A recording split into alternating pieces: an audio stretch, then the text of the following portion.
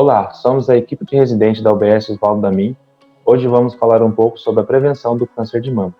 Eu sou o Euler, sou fisioterapeuta residente. Eu sou a Luana e eu sou nutricionista residente. Eu sou o Vinícius e sou cirurgião dentista residente.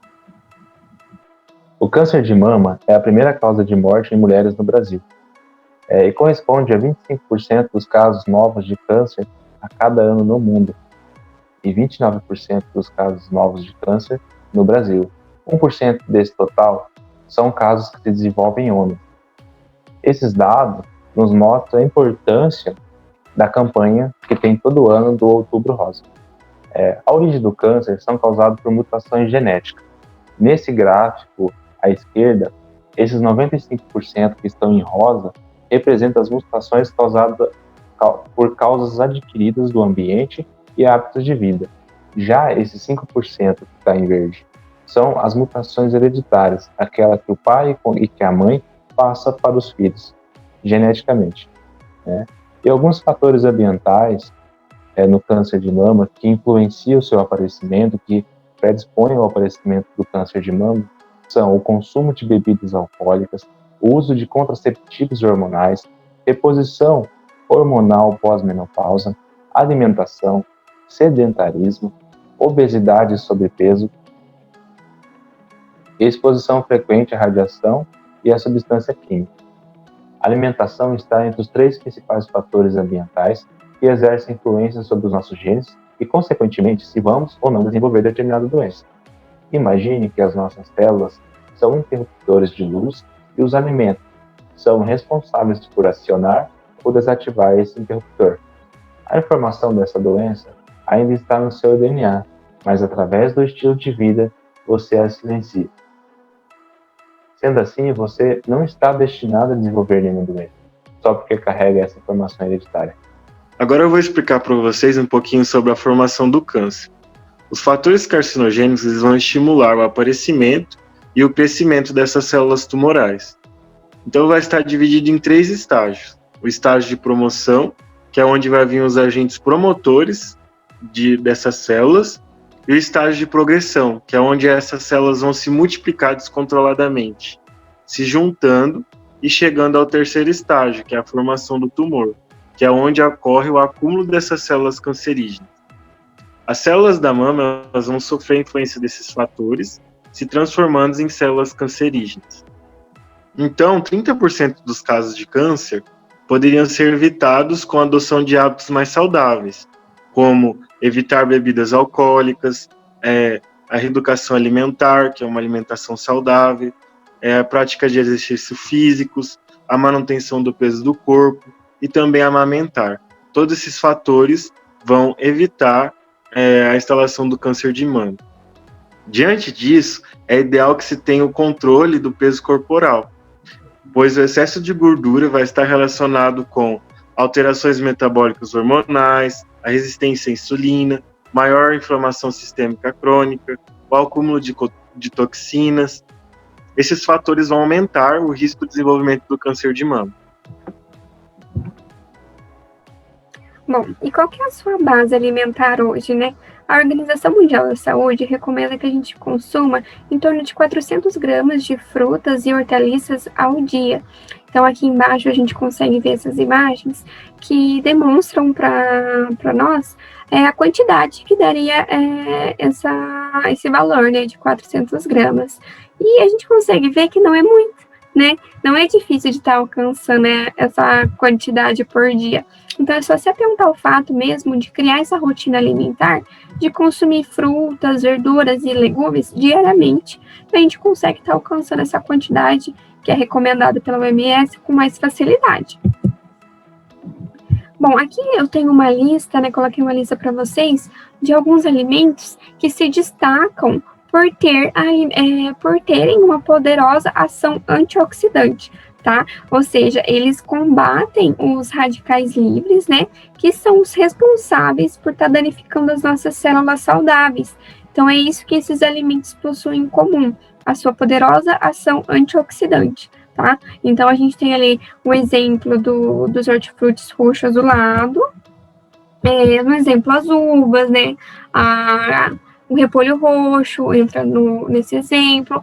Ali tem o grupo das brássicas. Então, o que entraria no grupo das brássicas? A couve-flor, o brócolis, o nabo, o repolho, a couve de Bruxelas. Então, esses são alimentos do grupo das brássicas, tá? A cúrcuma, que é conhecida também como açafrão, tá? O gengibre, hortifrutis amarelo-alaranjados, o cacau, mas esse cacau não é o chocolate ao leite, que todo mundo está acostumado a consumir, né? Então, o chocolate ao leite, ele tem muito açúcar, muita gordura na sua composição e pouquíssimo cacau. Então, sempre que vocês forem consumir um chocolate, optem pela versão que tenha 50% cacau, 70% cacau. É mais amarguinho, mas com o tempo você vai acostumando com o sabor e, consequentemente, é muito mais saudável para a sua saúde, tá? A linhaça também entra nesse grupo de alimentos antioxidantes, hortifrutis vermelhos, as ervas frescas e o chá verde, tá? Mas lembrando que esses alimentos funcionam em sinergia. O que isso significa? Que nenhum alimento sozinho vai fazer milagre no seu corpo, tá? Esses alimentos, eles funcionam num conjunto, num contexto alimentar, numa variedade alimentar. Então, você precisa ter uma rotina alimentar saudável com todos esses alimentos. Os probióticos contra o câncer de mama, né? E o que são probióticos? Os probióticos são as bactérias boas presentes no nosso intestino. O nosso intestino ele é colonizado tanto por bactérias boas quanto por bactérias ruins. Só que pode acontecer um desequilíbrio dessas bactérias intestinais, né?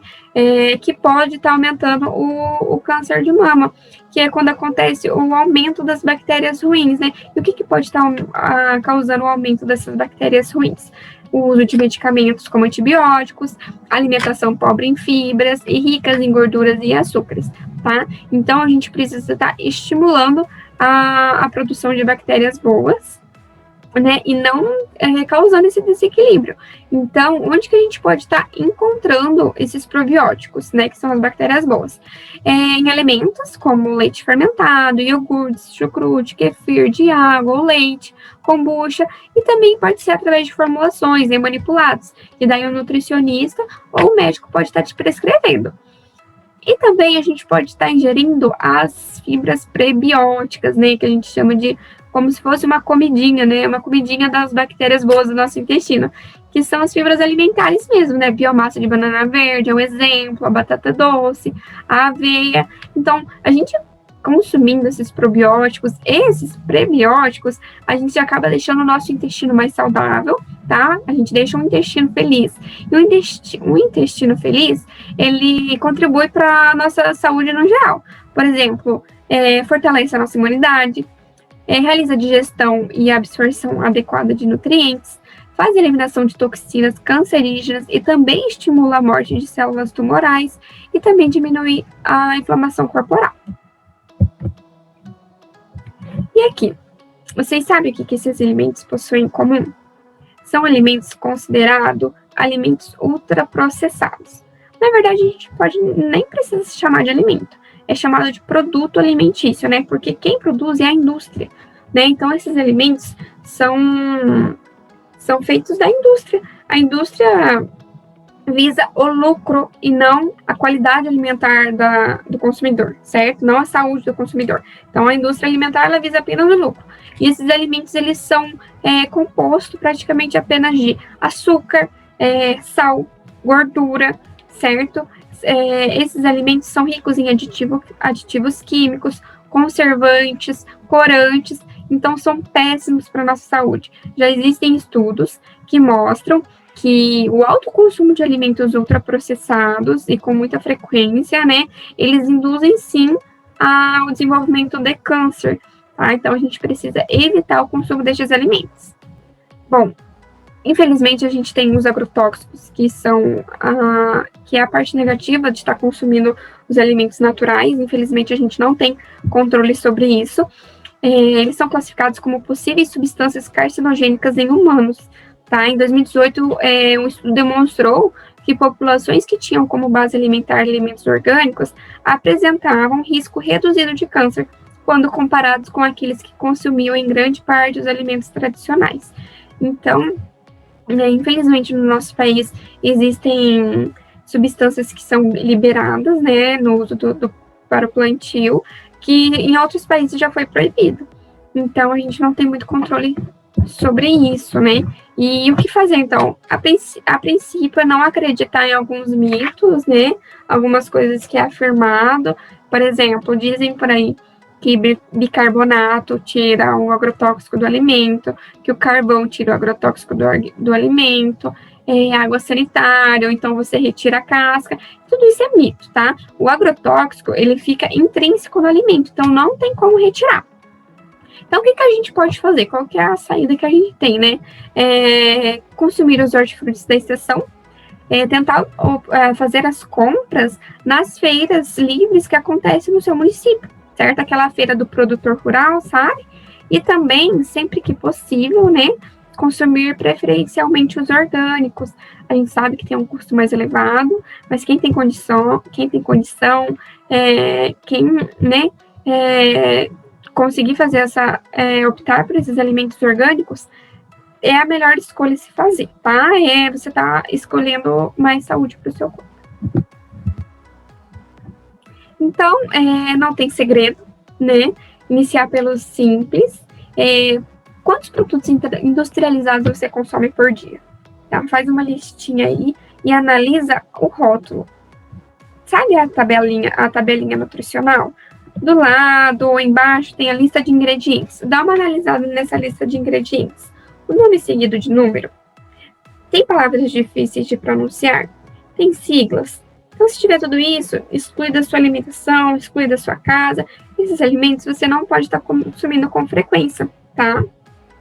Então, o melhor alimento é aquele que possui quanto menos ingredientes na lista de ingredientes, melhor. Sinal que ele não tem muito aditivo, certo?